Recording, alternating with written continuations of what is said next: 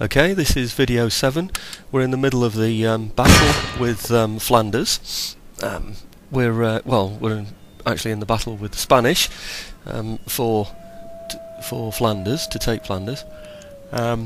It's a bit of a messy battle, this. I think I said at the beginning of it and at the end of the last video, when the battle started, that it's a bit messy because we've got to fight through towns. So the troops are all split up into different sections to go between buildings. You'll remember that the Spanish had some light troops in here. They've got a mixture of troops similar to my own, and then they've got some firelock armed infantry that bulk his army up to a similar size as my own. They're not very good quality troops, so he tends to hide those in buildings or put them behind walls. The light troops that I've just mentioned tend to hide, and they can suddenly appear somewhere. You don't even realise that they're there, and so suddenly you'll find you're being shot at or being attacked, or your cavalry have run into a load of light troops. Anyhow, this is the fight for Flanders. I'm going to leave you to watch it. It's a 10-minute video as usual, or just under 10 minutes. You've already had a couple of minutes of the battle in the previous video. I hope there'll be only a couple more in the next video to finish it off, because the battle won't be finished, I'm afraid, in this video. The one thing I will say to you is that remember, we've gone now over to plug bayonet. Your militia infantry as well as your regulars can use the plug bayonet. Once they've gone to plug, you'll notice on the screen at the moment, you'll see in the middle there of the bottom right, you see how you get that sort of like bell type thing with the lines running through it, the diagonal lines. That means that the unit has now turned over to melee combat only, so it can no longer fire once it's put its plug bayonets in. So you can only then use that unit really, well, mainly to assault buildings or to attack people on the flank. It's not a good idea to be lining it up in front of anybody that can fire at it, of course. So what I tend to do is select, say, a couple of units once we get close enough for combat, and then try and use those as my shock troops, a bit like you'd use grenadiers in the later period, when you've got your regular infantry and your grenadiers. The grenadiers are smaller units rather, and they're better at close combat. So I'd use my line infantry. Oh, here you can see a close-up of the regular troops going in against the pikemen. I haven't resorted to bayonets with my with these regular troops. We're taking them on at close combat there,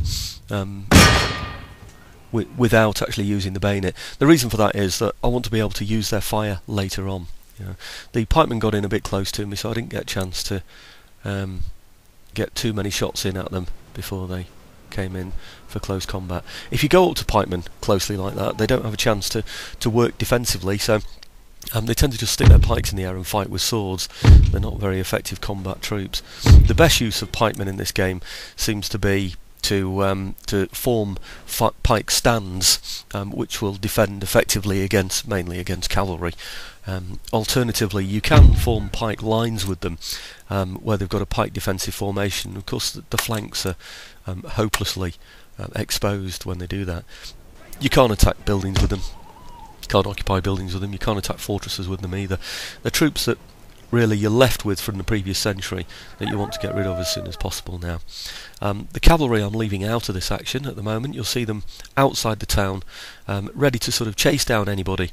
Mainly when they get to, and you've got to be careful doing this, when the firelock armed citizenry get down to, say, about 40 from their original 60, they do tend to rout. The trouble is, they can come back, and I've seen units of even 26 of firelock armed citizenry come back into the battle, and then you find they're occupying a house again. You've got to chase them out again, and it's costing you a lot. So it is good to run them down with cavalry. This is where the light troops are dangerous. Light troops who are hidden. If you then send in your cavalry, the light troops can suddenly appear and shoot your cavalry down. There's 60 light troops, sometimes 90, depending on which nation you're fighting, and they can blow away what's left of a cavalry unit of, say, 45 that's already lost a dozen. So into your 30s, you lose about 10 of them to the light infantry fire, and then you suddenly find that your cavalry, which you're going to use to chase routers from the field, are no longer effective. I use cavalry really effectively in normal battlefield situations where we're not attacking any towns and stuff, because they really do wipe out the enemy and stop them being able to rally so that they can come back and hit you on the campaign map at a later date, or just destroy your buildings. So you really do need to chase down anybody on the battlefield with your light cavalry. In this situation here, like I say, it's holding them back, just having a bit of a care with them. So we're spotting the buildings that the firelock armed infantry have occupied. I've got some my bayonet armed ones there going into the building to chase them out. One of the advantages, of course, of having the ring bayonets, which come afterwards, or the socket bayonets, even better, is that you can chase them out with your bayonets and then occupy that house there. Anything that comes at you from the enemy, you can fire at them from the building with the protection of the building. So when the door's on your side, enter the building, occupy it, and then shoot at the enemy on the other side. He seems to have occupied that one with one unit on its own, so we should be able to clear that one out of there. Okay. Now I'm going to leave you to watch the rest of the battle. That's about halfway through the video now. Like I said, it won't end at this one. We will go into the next video